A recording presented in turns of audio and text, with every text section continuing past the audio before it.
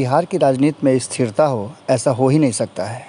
राजनीतिक उथल-पुथल का गढ़ माना जाता है बिहार, और ऐसा ही कुछ देखने को मिला है जब उपचुनाव के पहले बिहार में राजनीतिक रूप से कई तरह की बातें सामने आई।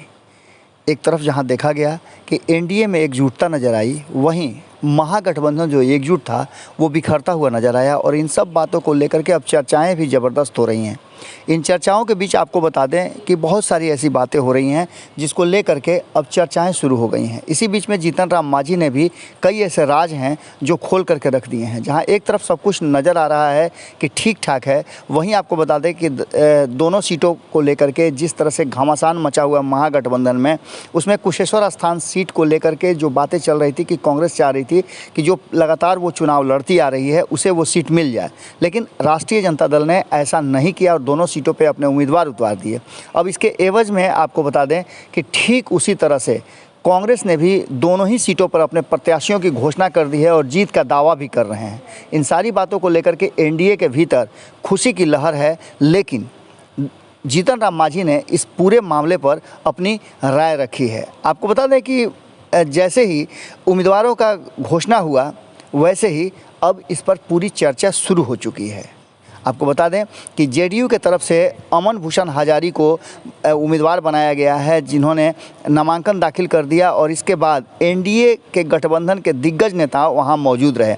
नामांकन के मौके पर पहुंचे सुप्रीमो जो हिंदुस्तानी अवाम पार्टी के जीतन राम मांझी, उन्होंने कई बातें कही और कहा कि महागठबंधन में टूट होने का पूरा अब चांस बन चुका है, क्योंकि राष्ट्रीय जनता दल ने जिस तरह से अपने साथियों के साथ व्यवहार किया है, उससे नहीं लगता है कि अब महागठबंधन आगे चल पाएगा। उन्होंने साफ तरीके से कहा कि इसके पीछे कन्हैया कुमार हैं, और कन्हैया कुमार के कांग्रेस में शामिल कराने की वजह से ही राजद में महागठबंधन को टूट का पूरा अंदेशा हो गया है।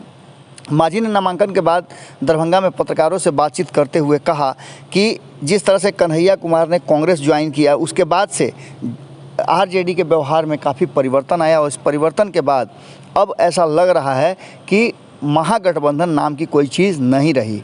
इन सारी बातों को लेकर के कन्हैया कुमार की बातों को कहते हुए उन्होंने कहा कि जिस तरह से लोकसभा चुनाव के समय में राष्ट्रीय जनता दल ने एक बार फिर से वाम दलों के साथ जो धोखा किया था, और बेगूसराय में कन्हैया के खिलाफ तनवीर अहमद को टिकट दे दिया था, इससे साफ लग रहा है कि उसका बदला ज़रूर लेना चाहेंगे। अब दोनों ही अपने अपने खेमे से उम्मीदवारों को देकर के ये साफ कर दिए हैं कि इनका संबंध उपचुनाव के बाद लगभग समाप्त हो जाएगा। जीतन राम मांझी ने कहा कि हमें तो पहले ही पता था कि किस तरह का व्यवहार ये करते हैं।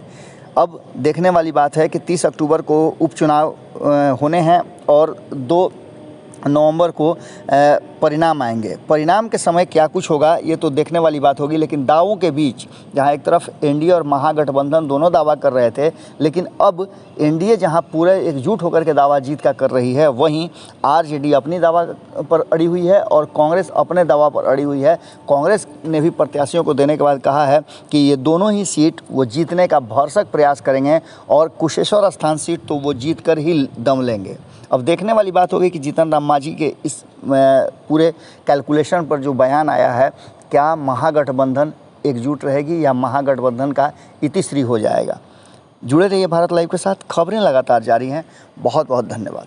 अगर ये वीडियो पसंद आई और वह बिहार के राजनीति और बिहारियत से सरोकार रखेनी तो सब्सक्राइब बटन दबा के चैनल के सब्सक्राइब कर ली। ओजे एगो घंटी बा, ओकरा बटन दबा देला से कुल सटीक और मारक खबर रुआ मुफ्त में मिल जाई। अगर रुआ पत्रकारिता के हमनी के नया प्रयोग में सहयोग कर चाहतनी तो ज्वाइन बटन दबा दी। पेटीएम नंबर नोट कर ली 9386816700। धन्यवाद।